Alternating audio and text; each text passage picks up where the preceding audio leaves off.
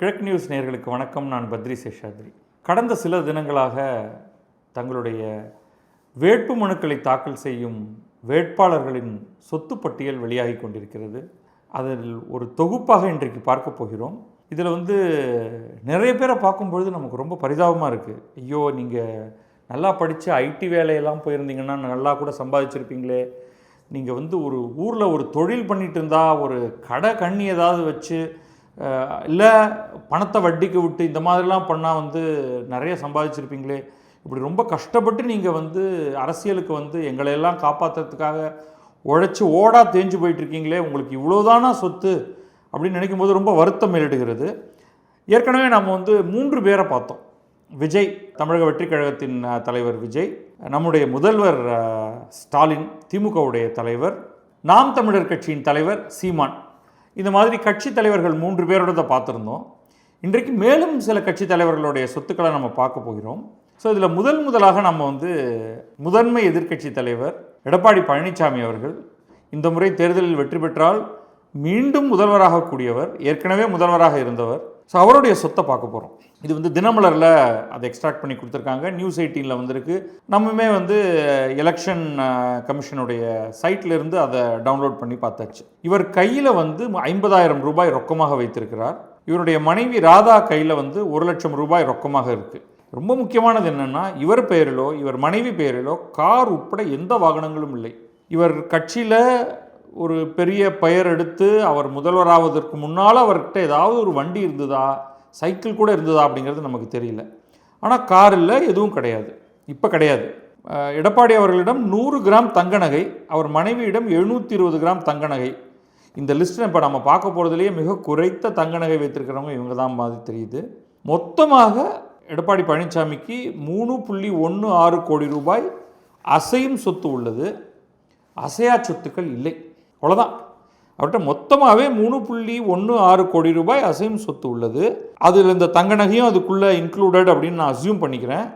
இவ்வளோதான் அவருடைய மொத்த சொத்து பட்டியலே. இது ரொம்ப திகைப்பாகத்தான் இருக்கும். அவர் மனைவி மற்றும் குடும்பத்தவர் பேரில் 5.83 கோடி ரூபாய் அசையா சொத்து உள்ளது. அதுவும் கவனிங்க, அசையும் சொத்து அப்படின்னா ரொக்கம் அல்லது மியூச்சுவல் ஃபண்ட் அல்லது ஸ்டாக். அசையா சொத்து அப்படின்னா அது லேண்டு. அது வீடாக இருக்கலாம் அல்லது அது விவசாய நிலமாக இருக்கலாம். அப்படி பார்த்தா அவருடைய மனைவி ராதா பேரில் 5.83 கோடி ரூபாய் கட்டடங்களாக நிலமாக இருக்குது. அப்போ மொத்தமாக எடப்பாடி பழனிசாமியிடம் பார்த்தால் அவருடைய குடும்பம் எல்லாம் சேர்த்து மொத்தமாக 8.99 கோடி ரூபாய் அசையும் அசையா சொத்துக்கள் உள்ளன. கடன் 17 லட்சம் ரூபாய், மிக குறைவாகத்தான் அவர் கடன் வாங்கியிருக்காரு. அவர் மீது 5 குற்றவியல் வழக்குகள் உள்ளன. தொழில் விவசாயம் என்று தெரிவித்துள்ள பழனிசாமிக்கு சொந்தமாக வேளாண் நிலங்கள் இல்லை. அப்போ அவர் விவசாய கூலி வேலை பார்த்தாரா, இல்லை இந்த மனைவி பெயரில் குடும்பத்தவர்கள் பெயரில் அசையா சொத்துன்னு வேளாண் நிலம் இருந்தால் அதில் போய் அவர் வேலை செஞ்சாரா? இருக்கலாம். கடந்த 2021 சட்டசபை தேர்தலின் போது பழனிசாமி தனக்கு 6.7 கோடி ரூபாய் சொத்துக்கள் இருப்பதாக பிரமாண பத்திரம் தாக்கல் செய்திருந்தார் மொத்தமாக குடும்பத்துக்கு. அது இப்போ 2.29 கோடி ரூபாய் அதிகரித்து 8.99 கோடி ரூபாய்க்கு வந்திருக்கு. இந்து தமிழ் திசையில் துரைமுருகன் காட்பாடி தொகுதியில் திமுக வேட்பாளர், அவர் இப்போ 11வது முறையாக இந்த இடத்துல வேட்புமனு தாக்கல் செய்கிறாரு.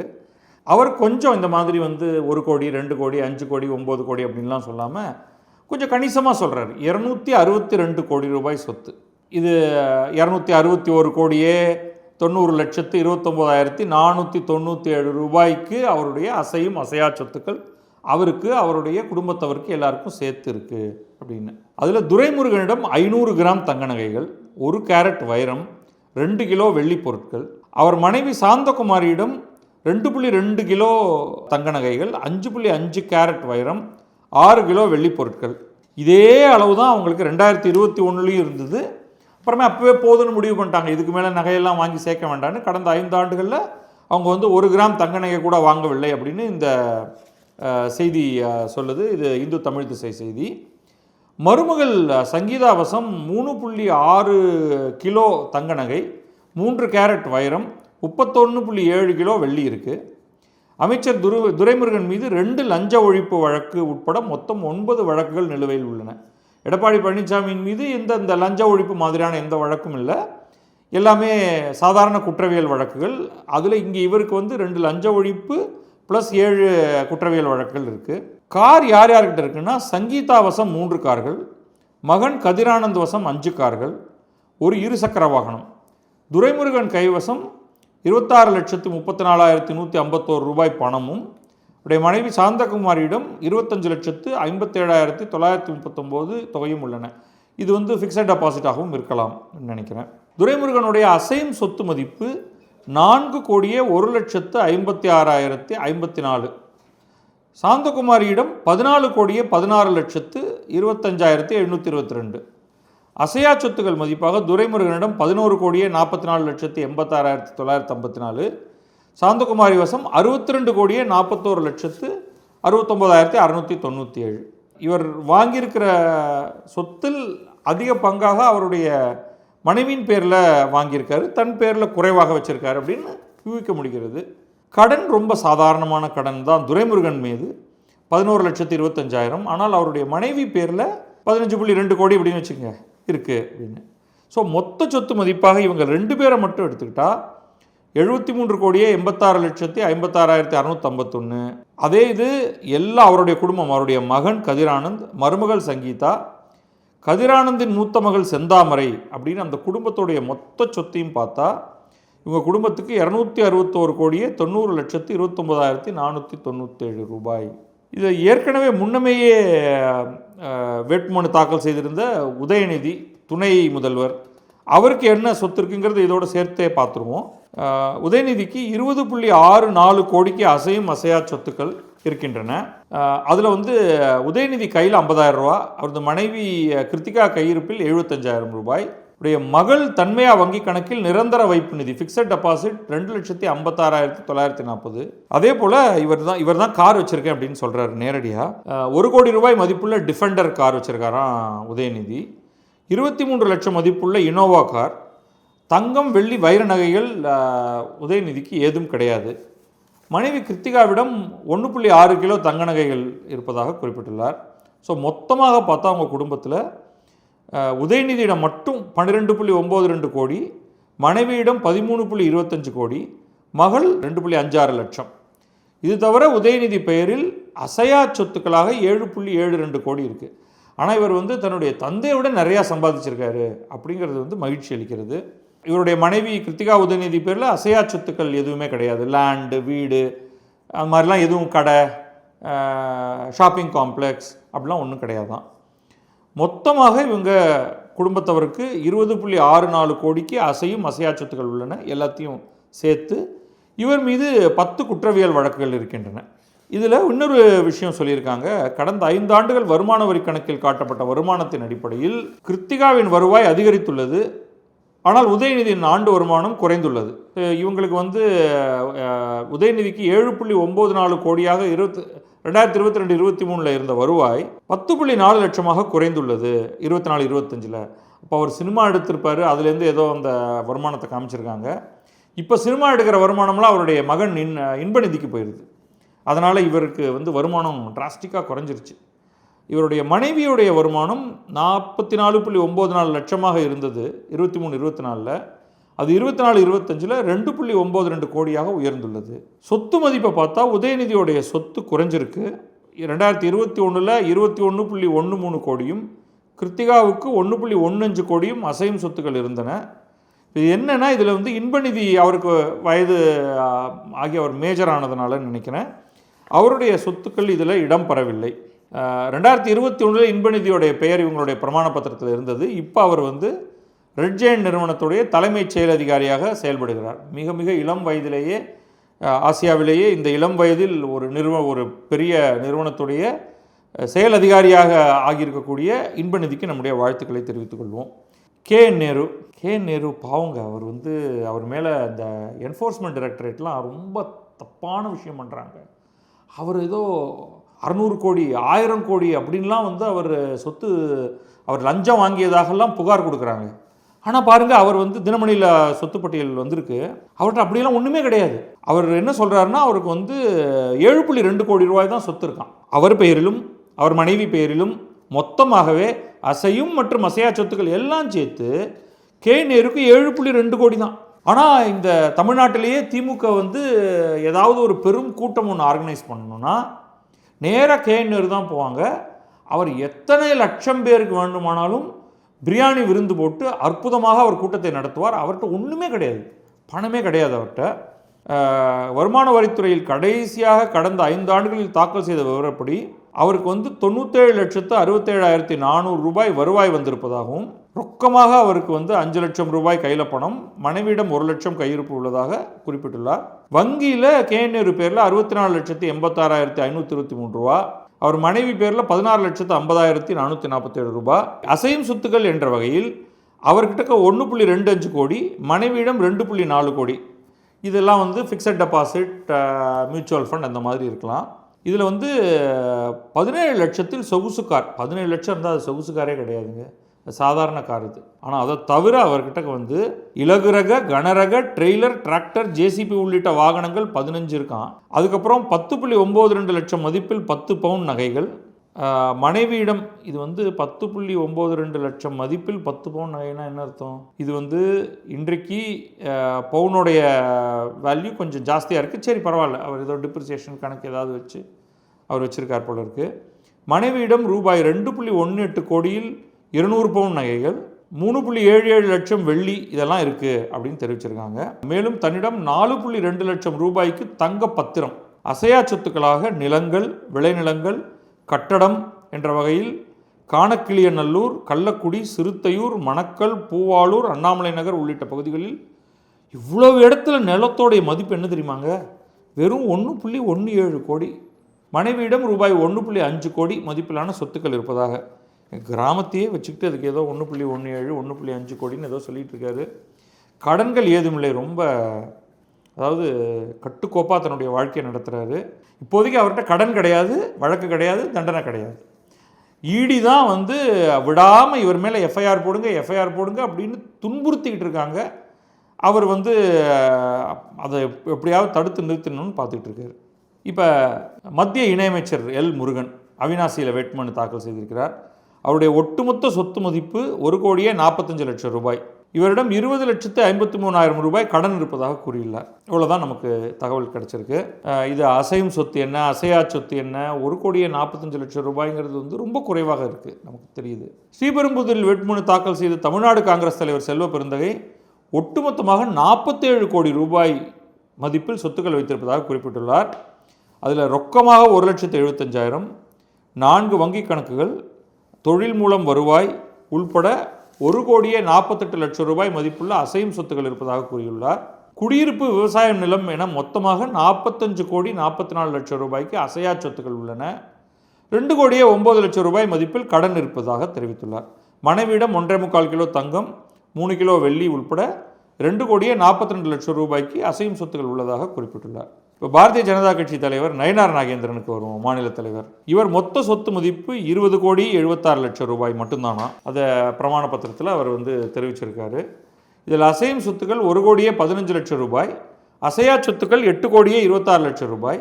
மேலும் அவர்கிட்ட கடன் வந்து 1,94 லட்சம் ரூபாய் இருப்பதாகவும், கடந்த 2024ஆம் ஆண்டு நாடாளுமன்ற தேர்தலின் போது தாம்பரத்தில் பணம் பறிமுதல் செய்யப்பட்டது உட்பட 6 குற்றவியல் வழக்குகள் நிலுவையில் இருப்பதாகவும் தெரிவித்துள்ளார்.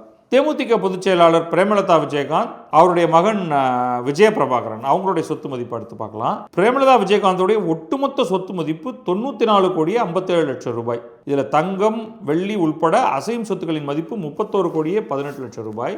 அசையா சொத்துக்களின் மதிப்பு, அதாவது லேண்ட் கட்டடம் மாதிரி 63,38 லட்சம் ரூபாய். கடன் இதில், ஆனால் இதில் பெரும் பங்கு கடனில் இருக்குது, அவர் மேலே கடன் இருக்குது.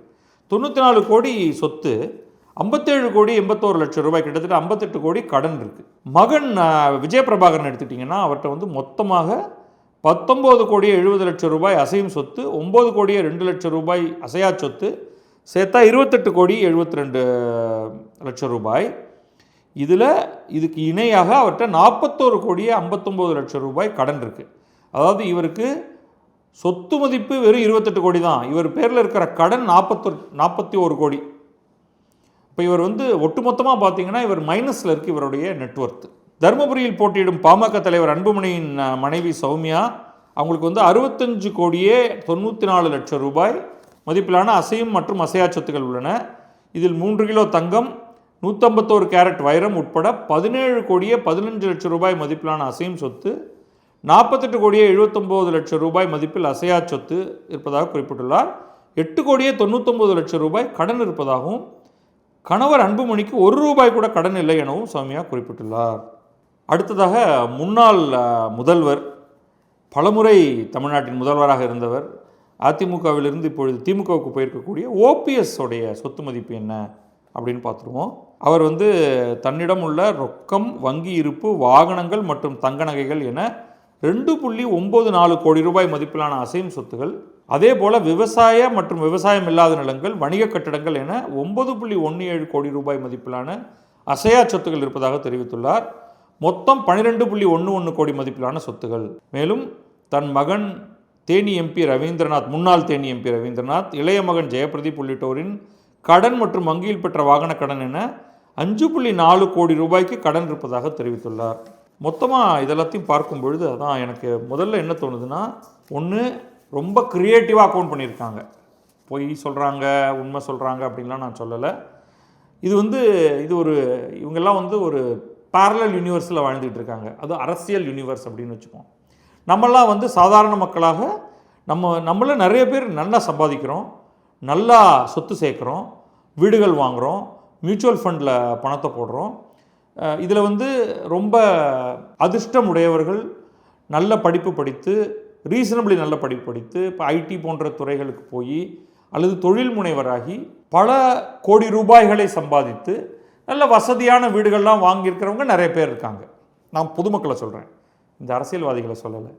ஒரு 10-15 ஆண்டுகளுக்கு முன்னாடி வரைக்கும் கூட அரசியல்வாதி தெரிவிக்கும் சொத்து விவரத்துக்கும் மக்கள் பலர்கிட்ட இருக்கக்கூடிய சொத்து விவரத்துக்கும் பார்த்தா சாதாரண மக்கள்கிட்ட ஒன்றுமே இல்லாத மாதிரி இருக்கும். இன்றைக்கி வந்து ஒன்று சாதாரண மக்களில் பெரும்பாலானோர், நான் எல்லாரையும் சொல்லலை, சொத்துக்களை நிறைய சேர்க்குறாங்க, உலகம் முழுக்க போய் அவங்க வேலை செய்கிறாங்க, நிறைய சம்பாதிக்கிறாங்க, இங்கே அனுப்புகிறாங்க. இங்கே இருக்கக்கூடிய அரசியல்வாதி மட்டும்தான் ஒரு வாட்டமான நிலையில் இருக்காங்க, ரொம்ப கஷ்டத்தில் இருக்காங்க அப்படிங்கிற மாதிரியான ஒரு தகவல் தெரிகிறது. அல்லது இவங்க நல்லா சம்பாதிக்கிறாங்க, பல விதங்களில் சம்பாதிக்கிறாங்க. இவங்களுக்கெல்லாம் இந்த இன்கம் டேக்ஸ் அப்படிங்கிறதெல்லாம் வந்து நம்மளும் போன்ற மக்களுக்கு தான். அவங்களாகவே கருணை கொண்டு என்னப்பா போடலாம், சரி ஒரு 10 கோடி கீழே வச்சுப்போம், 1 கோடி 2 கோடி 3 கோடின்னு ஏதாவது ஒரு நம்பரை போடுவோம் என்ற முடிவுக்கு வருகிறார்கள். அல்லது வேறு சிலர் போல் இல்லைங்க, அதெல்லாம் ரொம்ப ரொம்ப அராஜகமாக இருக்குது, சும்மா ஒரு 40-50ன்னு போடுங்க, இல்லாட்டி மக்கள் வந்து ரொம்ப மோசமாக நினைப்பாங்க என்று அந்த மாதிரி ஒரு நம்பரை வச்சுக்கிறாங்க. இல்லை துரைமுருகன் போல் ஒரு 262 கோடி அந்த மாதிரிலாம் சொல்கிறாங்க. இல்லைன்னா கேஎன் நேரு போல், நான்லாம் சாதாரணமாக கொஞ்சம் ஜேசிபி வச்சுருக்கேன், கொஞ்சம் டிராக்டர் வச்சுருக்கேன், சொகுசு கார் ஏதோ ஒரு 10-17 லட்சம் ரூபாயில் வச்சுருக்கேன், ஆனால் மொத்தமாக எனக்கு சொத்துங்கிறதெல்லாம் ஒன்றும் கிடையாதுங்க, எங்கிட்ட போய் இந்த ஈடியெல்லாம் வந்து ரெய்டெல்லாம் பண்ணுறாங்களே எனக்கூடிய ஒரு பாவப்பட்ட நிலையிலும் இருக்கிறார்கள். ஸோ இதெல்லாம் வந்து நம்ம எதுக்காக படித்து டயத்தை வீணடிக்கிறதுன்னு இதுக்கு முன்னாடியே நான் சீமான், விஜய், ஸ்டாலின் அவர்களுடைய சொத்து பட்டியலை பற்றி படிக்கும் பொழுது ஏன் நேரத்தை வீணடிக்கிற அப்படின்னாங்க. இது எதுங்க நேரத்தை வீணடிக்கிறது? நம்மை ஆளக்கூடிய அரசியல்வாதிகள், நாம் எந்த திசையில் செல்வது என்பதை முடிவு செய்யக்கூடியவர்கள், இவர்கள் கொடுக்கக்கூடிய இந்த அடிப்படையான அவர்கள் சேர்த்திருக்கக்கூடிய சொத்து விவரம் என்பது தன்னிஷ்டத்துக்கு இருக்குது. அது குறைஞ்சபட்சம் அவர்கள் சொன்னதையாவது அப்படியே பக்கத்தில் வச்சு என்ன தான் சொல்கிறாங்க பார்க்கலாம் என்று பார்ப்பது அது அவ்வளோ முக்கியமில்லை அப்படின்னு நீங்கள் நினைக்கிறீங்களா? இதை நம்ம வந்து ஒரு பட்டியலாகவே போட்டு ஒவ்வொரு கட்சியிலையும் யார் யார் நிற்கிறாங்க, அவங்களுக்கு என்ன அசையும் அசையா சொத்துக்கள், அவருடைய ஸ்பௌஸ் அண்ட் ரிலேட்டிவ்ஸ் அவங்களுக்கு என்ன சொத்து, டோட்டல் சொத்து என்ன, அசையும் அசையா குடும்பத்தவர்களுடைய ஒட்டுமொத்த சொத்து, கடன் என்ன அப்படின்னு போட்டு நெட்வொர்த் அப்படின்னு ஒன்று A-B, அவங்களுடைய மொத்த சொத்து மைனஸ் மொத்த கடன் என்னன்னு போட்டு அதை டிசெண்டிங் ஆர்டரில் போட்டு ஒரு நல்ல டீட்டெயில்டாகவே ஒரு எக்ஸல் ஷீட்டாகவே இதை ஒர்க் பண்ணலாம் அப்படின்னு எனக்கு தோணுது. அதை நான் கட்டாயமாக செய்ய போகிறேன். நம்முடைய அரசியல்வாதிகளுடைய அவங்களுடைய ஃபினான்ஷியல் ஸ்டேட்டஸ் எப்படி இருக்குங்கிறது நமக்கு தெரிய வேண்டாமா? அதனால் அதை நிச்சயமாக நம்ம பண்ணுவோம். எல்லா கட்சிக்கும் உட்காந்து சுயேட்சைக்கெல்லாம் பண்ணுறதெல்லாம் கஷ்டம். ஆனால் குறைந்தபட்சம் முக்கியமான கட்சிகள் எல்லாவற்றுக்கும் அதிமுக கூட்டணி, திமுக கூட்டணி, நாம் தமிழர், விஜய் கட்சி, தமிழக வெற்றி கழகம், இந்த 4 இருக்கக்கூடியவர்களுக்காவது அதை செய்து பார்ப்போம். என்ன ரிசல்ட் வருது அப்படின்ட்டு அதை ஒரு PDF ஃபைல் ஆக்கி போட்டு பார்ப்போம். ஆனால் இதெல்லாம் ரொம்ப ரொம்ப டூ மச், நிலமே இல்லை அப்படின்னு பழனிசாமி அவர்கள் சொல்கிறாரு. ரொம்ப ஒன்றும் என்கிட்ட ஒன்றும் பைசாலாம் இல்லைப்பா, நீ நினைக்கிற மாதிரி நான் இல்லை அப்படிங்கிறாரு. நேருலாம் நான்லாம் என்னப்பா, என் குடும்பத்தில் இருக்கிறவங்கெல்லாம் அவங்கெல்லாம் நல்ல தொழில் பண்ணி அவங்க ஏதோ டிவிஹெச் ஹோம் அது இது என்னென்னலாம் பண்ணுறாங்கப்பா, நான் வந்து என்னை அரசியலுக்கு நேர்ந்து விட்டுட்டாங்க, இல்லாட்டி என்ன ஆகிறது திருச்சியுடைய அரசியல், அதுக்காக நான் அதுக்கு வந்துட்டேன் அப்படிங்கிறாரு. பிரேமலதா அவருடைய மகன் அவங்கள எடுத்துக்கிட்டிங்கன்னா அவங்களுடைய மொத்த கடன்கள், மகன் அம்மா 2 பேர் மேலேயும் இருக்கிற கடன்கள் மட்டுமே 100 கோடிக்கு மேலே. சொத்து வந்து அசையும் அசையா சொத்துக்கள் 2 பேரோடதையும் மொத்தமாக சேர்த்தா அதுக்கு கொஞ்சம் மேலே 90, 20 ஏதோ 110, 115 கோடி இருக்கலாம், அவ்வளோதான். அப்போ அவங்களுக்கு வந்து நெட்வொர்த் அவங்க 2 பேரையும் சேர்த்தாலே 10-15 கோடிக்குள்ளே தான் இருக்குது. அவ்வளோ கடன்கள் இருக்குது. ஸோ இதுதான் வந்து இவர்கள் எல்லாரும் கொடுத்துருக்கக்கூடிய தகவல். தமிழ்நாட்டில் ஒரு அசைக்க முடியாத சக்தியாக இருக்கக்கூடிய செந்தில் பாலாஜி அப்படின்னு ஒருத்தர் பல கட்சிகளில் இருந்திருக்காரு. எல்லா கட்சியிலையும் அவர் வந்து அதிமுக சார்பில் அமைச்சராக இருந்திருக்காரு. இப்போ திமுகவில் ரொம்ப சக்தி வாய்ந்த அமைச்சராக இருந்தார். அதுக்கப்புறமா அவர் மீது பயங்கரமான என்ஃபோர்ஸ்மெண்ட் டைரக்டரேட் வழக்குகள்லாம் பாய்ந்து அவரை ரொம்ப கஷ்டப்பட்டு அவரை வந்து அமைச்சராகாமல் வச்சுருக்காங்க. இவர் என்ன சொல்கிறாருன்னா, அவருடைய வேட்புமனுவில் அவர் தகவல் கொடுத்துருக்காரு. அவர் வந்து விவசாயம் மற்றும் பொது சேவையில் ஈடுபட்டு வருகிறார். 2021 தேர்தலில் அவர் வந்து தன்னிடம் 97.93 லட்சம் மதிப்பிலான அசையும் சொத்துக்கள் இருந்தன அப்படின்னு சொல்லியிருந்தார். இப்போ வந்து அவருடைய பேரில் 1.1 கோடி ரூபாய் அசையும் சொத்து, அவர் மனைவியின் பேரில் 2 கோடி ரூபாய் அசையும் சொத்து, அவர்கிட்ட 383 கிராம் தங்கம், அவர் மனைவியிடம் 1.019 கிராம் தங்கம் இருக்குது, 9.05 லட்சம் வங்கி கடன் இருக்கான் அவர் பேரில். அசையா சொத்துக்களாக 1.35 கோடி ரூபாய் ஒர்த்து அசையா சொத்து இருக்குது. 85,000 ரூபாய் மதிப்பில் ஒரு கைத்துப்பாக்கி வச்சுருக்காராம். கொஞ்சம் ஜாக்கிரதையாக இருந்துக்கணும்ப்பா, ஒரு கோபம் வந்துடாமல் அவருக்கு பக்கம் போகாமல் இருங்க. இவர் மீது 12 வழக்குகள் உள்ளன. கடந்த 2021 தேர்தலில் கரூர் தொகுதியில் போட்டியிட்ட போது தேர்தல் செலவுகளுக்காக கட்சி தலைமை வழங்கிய தொகையில் செலவுகள் போக 9.35 லட்சம் ரூபாய் கடனை திமுகவுக்கு கொடுக்க வேண்டியுள்ளதாக கூறியுள்ளார். என்ன கணக்கு வச்சிருக்காரு பாருங்க. அவருடைய தம்பி அசோக், அவர் வந்து 24.65 லட்சம் ரூபாய் வருமான வரி பாக்கி வச்சிருக்காராம். இந்த வரி விதிப்பை எதிர்த்து மேல்முறையீடு செய்யவிருப்பதாக சொல்லியிருக்காரு. அவருடைய படிப்பு அதெல்லாம் முக்கியம் இல்லை. செந்தில் பாலாஜிட்ட 2 கார், ஒரு டெம்போ, மனைவியிடம் ஒரு ஸ்கூட்டர் உள்ளது. சிச்சோ, மனைவிட்ட கார் கூட கிடையாதா? என்னப்பா இது? சரி, ஆனால் அவர் தம்பி பேரில் 7 கார் இருக்குது, ஒரு ஜீப்பு, ஒரு ட்ரக்கு, 2 ஸ்கூட்டர். சரி, குடும்பத்தில் எல்லாருக்கும் சேர்த்து வச்சுருக்காரு அவர். 1.7 கிலோ தங்கம், 2.2 கோடி அசையா சொத்து உள்ளதாக குறிப்பிட்டுள்ளார். இது எல்லாத்தையும் சேர்த்து பார்த்தீங்கன்னா செந்தில் பாலாஜி மனைவி, செந்தில் பாலாஜியுடைய தம்பி, அவங்க எல்லார்ட்டையும் சேர்த்து 5-6 கோடி ரூபாய் கூட கிடையாதுப்பா. என்னப்பா அது? ரொம்ப ஒரு மிடில் கிளாஸில், லோவர் மிடில் கிளாஸ் இல்லை, ஓகே மிடில் கிளாஸ் அப்படின்னு வச்சுக்கலாம். நம்முடைய மினிஸ்டர்ஸ் எல்லாமே, முன்னாள் மினிஸ்டர், இனிமேல் வரக்கூடிய மினிஸ்டர், இவங்க எல்லாமே ஜஸ்ட் ஒரு பேசிக் மிடில் கிளாஸ் வாழ்க்கை தான் வாழ்ந்துட்டு இருக்காங்க. அப்படிங்கிறது வந்து நமக்கு ரொம்ப ரொம்ப மகிழ்ச்சியாக இருக்குது. இது வந்து ஏழைகளிடமிருந்து தான் இந்த நாடு தன்னுடைய முக்கியமான அமைச்சர்களை பெறுகிறது. அவர்கள் வாழ்நாள் முழுவதும் மிக சாதாரணமானவர்களாக வாழ்ந்துவிட்டே அவர்கள் தங்களுடைய எச்சங்களை விட்டு செல்கிறார்கள். அப்படிங்கும் பொழுது இது வந்து உண்மையிலேயே நமக்கு சிலிர்க்குது, மெய் சிலிர்க்குது. அந்த அளவுக்கு வந்து நம்முடைய அரசியல் வலிமை மிக்கதாக, ஒரு காலத்தில் ஜமீன்தார்கள் மட்டுமே ஆட்சி புரிந்திருக்கக்கூடிய இந்த நாட்டில் இன்றைக்கு செந்தில் பாலாஜி, KN நேரு போன்ற மிக சாதாரணர்கள் தான் வந்து நம்முடைய ஆட்சி செய்கிறார்கள். அதுக்கு மேலே ஸ்டாலின் இருக்கார், அப்புறம் எடப்பாடி பழனிசாமி இருக்கார், நிலமே இல்லாத எடப்பாடி பழனிசாமி, காரே இல்லாத எடப்பாடி பழனிசாமி. இப்போ தமிழ்நாடு வந்து நிச்சயமாக நல்ல அரசியல்வாதிகளோட கையில் இருக்குது. அது அப்படியே தொடரட்டும். நன்றி, வாழ்த்துக்கள்.